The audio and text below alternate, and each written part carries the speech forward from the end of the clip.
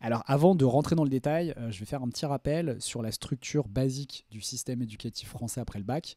Et puis peut-être que, et donc là, à chaque fois qu'il y aura un truc à retenir, je vous le dirai. Donc d'abord, tout le monde passe par le lycée évidemment et passe ensuite par Parcoursup désormais. Après, donc il y a différents choix. Schématiquement, soit l'université, soit les classes préparatoires. Donc les classes préparatoires qui emmènent forcément, c'est le but des classes préparatoires, à des grandes écoles.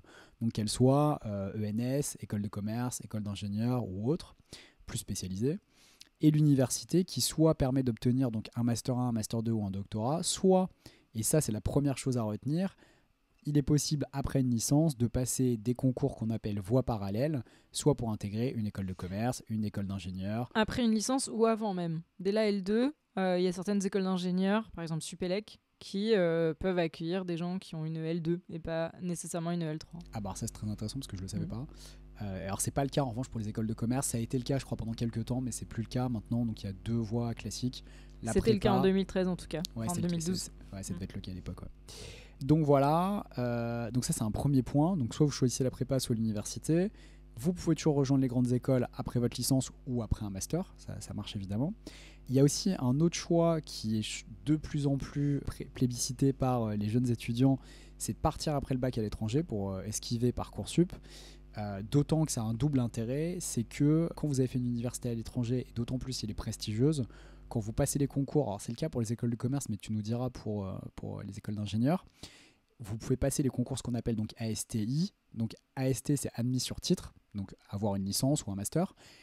Mais I c'est international, donc c'est-à-dire que vous êtes en concurrence très concrètement avec des Chinois, des Indiens, des Tunisiens, des Marocains, etc.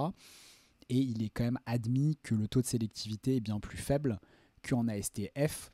Donc c'est-à-dire quand vous avez fait une licence française. En tout cas en école de commerce c'est comme ça. C'est beaucoup plus accessible d'intégrer HEC, l'ESSEC, le top 5 des très grandes écoles françaises avec un diplôme étranger. Pour te donner un ordre de grandeur, sur 500 élèves à l'IX, il y en a 100 qui sont ASTI du coup, qui sont des universitaires étrangers. Mais dans ces universitaires étrangers, il y a des universitaires qui ont fait leurs études en France. Par exemple, moi j'avais un copain camerounais qui a fait toute sa licence à Jussieu avec moi, mais au moment des concours de Polytechnique, il a dû passer le concours universitaire international, donc il avait un concours différent du mien. Ah bah ça c'est intéressant parce que c'est une particularité peut-être des écoles d'ingénieurs ou de Polytechnique à vérifier, parce que ce qui compte pour les écoles de commerce, c'est le diplôme que tu as obtenu et pas ta nationalité. Et bah là c'est la nationalité pour le coup. Ok. Donc ça veut dire que si tu es français et que tu as vécu toute ta vie à l'étranger et que tu as fait un master aux États-Unis, tu dois passer le concours français. Alors, je ne sais pas si ça marche dans les deux sens. Ça, en revanche, l'étranger qui fait ses études en France passe le concours international, mais le français qui fait ses études à l'étranger, je ne suis pas sûre qu'il passe le concours français. Je ne suis pas sûre, c'est à vérifier, mais voilà. Et du coup, dans ce cadre-là, le concours étranger était plus difficile, le concours universitaire étranger était plus difficile parce que plus de matières qui n'avaient pas forcément de lien avec la licence, là où le concours français était vraiment adapté à la licence. Ok, alors on va y revenir sur le détail des concours. Donc ce que je comprends de ce que tu dis, c'est qu'il y avait plus de culture générale d'une certaine manière dans le concours étranger. Et scientifique, ouais. Scientifique. Alors, pour introduire un petit peu, qu'on sache du coup toi comment ça s'est passé, est-ce que tu peux nous rappeler les écoles que tu as passées, qu'on voit un petit peu le spectre que tu envisageais? Ouais, alors du coup moi j'avais commencé à passer des écoles en L2, dès la L2, notamment Centrale Supélec. Et après, en L2 aussi, j'avais passé un concours qui s'appelle le concours des écoles ENSI. Alors, je ne connais plus l'acronyme, mais voilà. Ouais, c'est des écoles d'ingénieurs qui sont c'est pas les meilleures écoles, mais en tout cas, c'est un concours qui permet de se préparer au concours de la L3. Donc moi, je le voyais vraiment comme ça en L2. Ouais, c'est intéressant ce que tu dis. Ce qui veut dire qu'en fait, si tu prends le classement, j'imagine, donc ces écoles étaient plus basses dans le classement, et donc tu les as passées en deuxième année avec Centrale Supélec, qui sont des très bonnes écoles. Alors c'était que Supélec pour le coup. Supélec, donc, ouais. Donc et j'ai été reçue d'ailleurs à Supélec, pas en Ile-de-France, à Supélec à l'Est. Voilà, désolé Supélec, j'ai oublié la ville de votre campus. Mais voilà. Alors, du coup, c'est intéressant comme process, c'est-à-dire qu'en deuxième année, tu as commencé donc par un concours de Supélec et des concours plus accessibles d'écoles moins bien classées pour te préparer aux concours difficiles. Donc ça, c'est déjà un apprentissage. Et une autre chose à retenir pour les gens qui passent des concours, c'est que beaucoup d'élèves, j'en ai vu dans mes classes, se disent bon, bah, cette année, je passe le concours, 2 mois avant, je vais m'y mettre. Alors qu'en fait, il y a des élèves qui, déjà l'année d'avant, se sont fait un tour d'échauffement, voire l'année où ils passent les concours. Et moi, j'avais fait ça. J'avais fait une sorte de tour de France où j'étais allé passer les oraux dans plein d'écoles partout en France. Donc, tu rencontres des gens différents, tu te confrontes à des questions différentes, etc. Et quand je suis arrivé dans les écoles que je voulais, j'étais déjà hyper rodé. Si tu as la chance de les passer vers la fin, ouais, effectivement, plus ou moins, ça dépend des écoles. Hein. C'est pas toujours dépendant de ta volonté, hein, au moment où tu passes le concours. Mais bon, en tout cas, ouais. Et en fait, même pour te dire, moi, dans ma fac, peut-être pour rappeler ça, moi, j'étais à Jussieu, à l'université Pierre-Marie Curie, à Jussieu, à Paris. Et en fait, dans la fac, déjà, il y avait la L2, c'était une voie de préparation aux écoles d'ingénieurs. Donc, on avait plus de cours que les licences classiques, enfin, classiques scientifiques. On avait plus de cours, les cours étaient plus diversifiés. On avait 4 heures de devoirs sur table tous les vendredis. On avait des cols, un peu comme en prépa. Donc, en fait, on était déjà dans un rythme un peu plus soutenu et dans un rythme aussi de préparation à intégrer des écoles d'ingénieurs. Donc, tout ça pour dire aussi que ça existe à la fac. Ça existe à la fac, mais sur un rythme beaucoup plus doux que la voie préparatoire, enfin que la classe préparatoire. Et ce qu'on nous avait dit, c'est plus vous vous entraînerez, et plus vous serez soudés aussi, ça c'est hyper important, et mieux ça marchera. Mais c'était un peu statistique ce qu'on nous racontait, c'est-à-dire voilà, ça fait X années que cette voie existe, et on se rend compte que tous ceux qui passent les concours en L2 ont de meilleures écoles en L3. Ah bah c'est logique, t'as courbe d'apprentissage. C'est logique, mais ne serait-ce que la peur du concours ou la situation. Tu sais, c'est comme quand tu dois passer, alors c'est pas le cas, vous passez des épreuves concrètes dans les écoles, mais en école de commerce, tu passes des tests, par exemple de logique, etc. Et ne serait-ce que la première fois que tu le passes, tu sais pas exactement comment ça va se passer. Tu sais que ça dure 2 heures, mais est-ce que ça dure 2 heures non-stop? Est-ce qu'il y a des mini-pauses entre chaque sous-test, etc. Est-ce que tu peux consacrer 30 minutes à un sous-test et 10 minutes à un autre, c'était très rapide? Bah non, en fait non. Et donc et ça, tu ça, sais, ça s'entraîne. Ouais. C'est l'expérience. Ouais, c'est l'expérience. Et tu vois, là, ça me fait penser à autre chose, c'est qu'au concours de l'X, pour le coup, il y avait une épreuve que j'avais jamais faite. Et du coup, j'ai fait l'erreur classique que tu fais quand t'as jamais fait cette épreuve-là. C'était une analyse de document. Et l'erreur classique, c'est que j'étais un peu trop dans la description du document et moins dans l'analyse, dans la prise de hauteur. Mais j'ai été entourée de profs bienveillants qui ont pu percevoir les moments d'analyse et qui ont mis cela en lumière parce que justement l'exercice était complètement nouveau pour moi et ils m'avaient posé la question d'ailleurs de à quel point c'était nouveau cet exercice ou pas, quoi. Ah, ça c'est intéressant. Ça veut dire qu'ils ont, en ayant ta copie devant les yeux, ils t'ont demandé où t'en étais sur le curseur de l'analyse pour percevoir du coup ta possibilité de progression. Ah, mais les concours de l'X, ils sont vraiment faits pour analyser ta capacité de rebond, de prise d'information et de digestion d'information, plus que ta quantité de connaissances, tu vois. C'était vraiment... moi, je me souviens, sur une épreuve, en plus, c'était l'épreuve majeure, enfin, vraiment, le plus gros coef, et la première avec laquelle je commençais, donc j'étais pas vraiment dans un état de stress... J'étais pas posée, quoi. J'étais un petit peu stressée.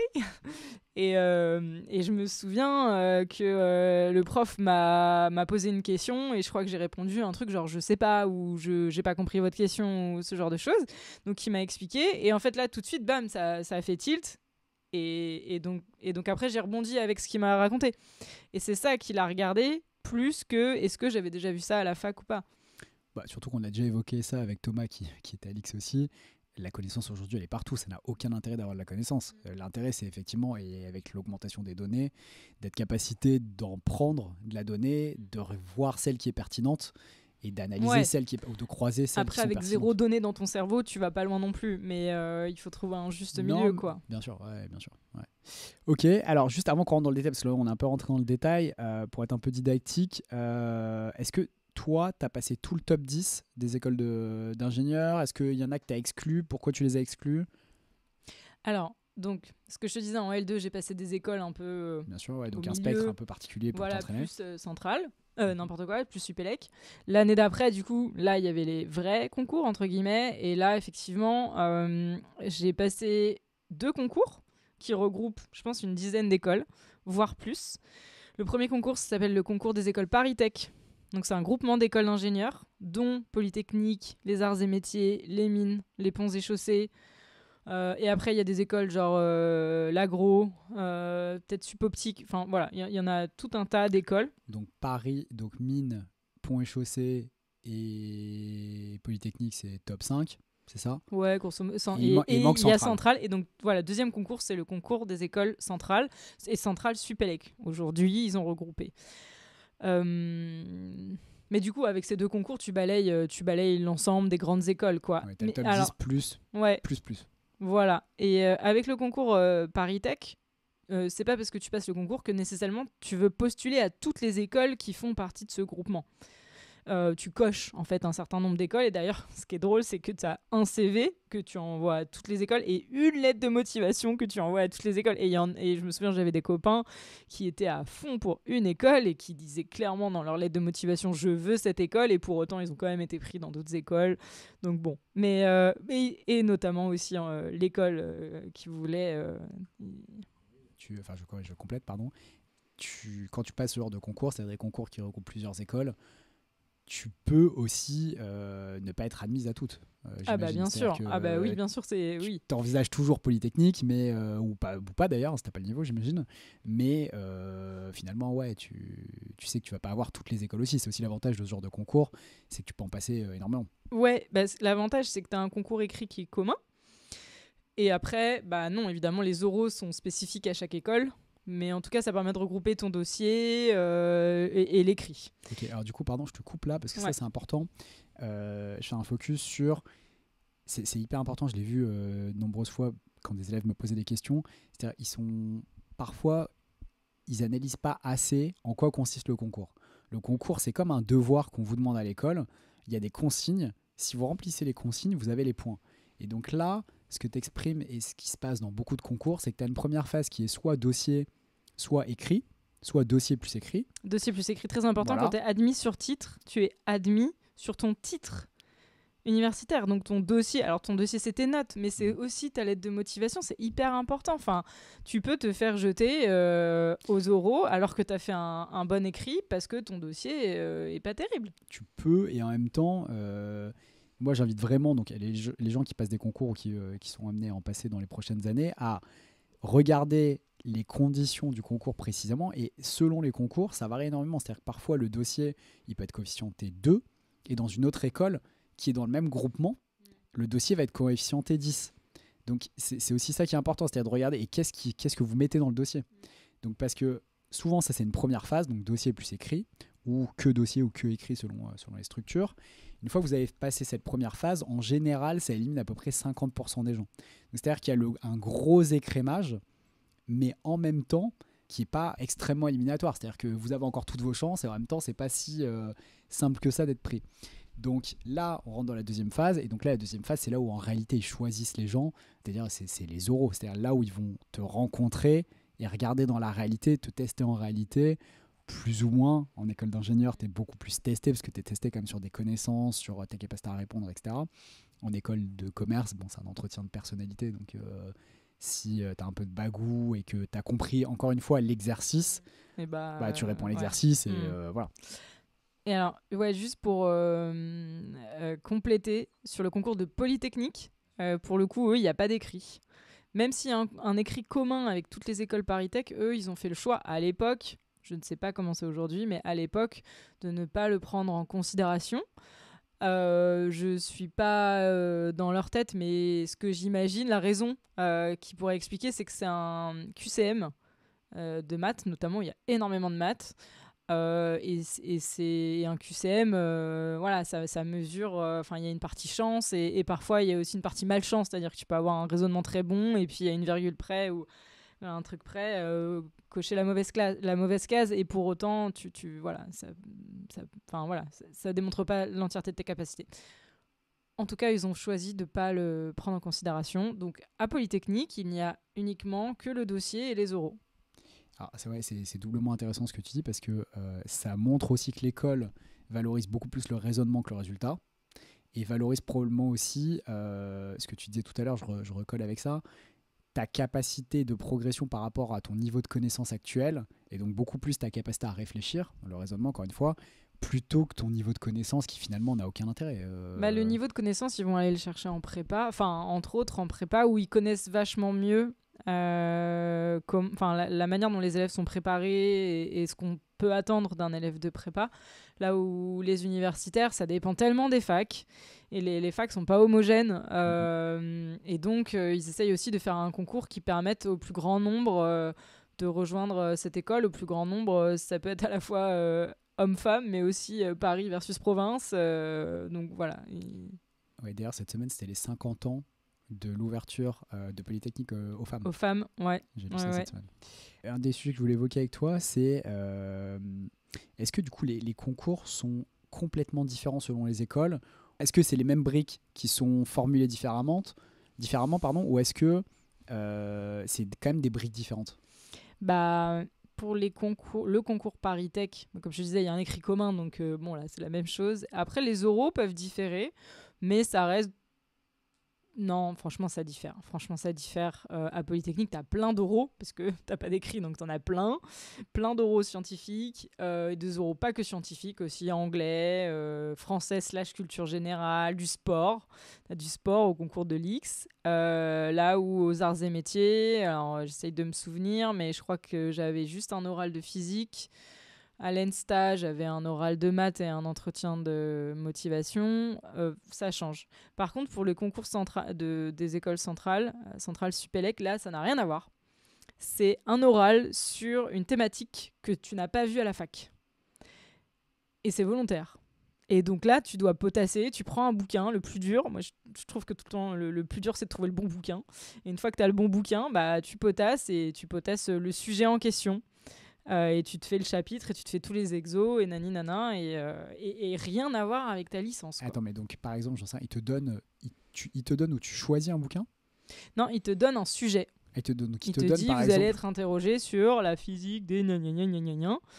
Et toi, tu dois trouver le bouquin qui parle de la physique des gna. Et il y en a plein en général, mais t'accroches pas tout le temps avec la pédagogie proposée. Donc, ça c'est un peu challengeant, mais ça l'a fait.